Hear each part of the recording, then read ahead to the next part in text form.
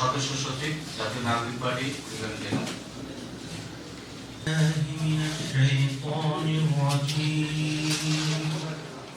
কোন সেক্টরে কি রকম আপনারা বাজেট চান, সরকারের কাছে কি প্রত্যাশা করেন এই এলাকার পরিবর্তনের জন্য, আপনারা উন্মুক্ত বলবেন। মানে যাতায়াত এবং জীবন মান উন্নয়নের জন্য আমাদের ইনভেস্টিগেশন ফ্যাসিলিটি গুলো যদি আরেকটু বাড়ানোর জন্য কিছু বাজেট দেওয়া যায়, যে আমরা হাসপাতালে আরো বেশি ইনভেস্টিগেশনস করতে পারলাম। এই চলগুলোকে যদি আমরা এগিয়ে নিতে না পারি, আমরা যথেষ্ট সহযোগিতা কামনা করছি।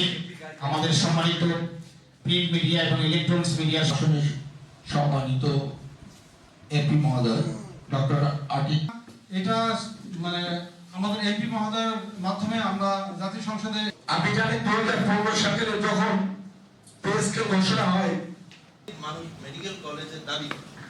আসলে আমি ব্যক্তিগতভাবে মনে করি যে জেলা হসপিটালগুলো হচ্ছে সবচেয়ে বেশি শক্তিশালী করা দরকার। আপনারা থ্যাংক ইউ সো মাচ।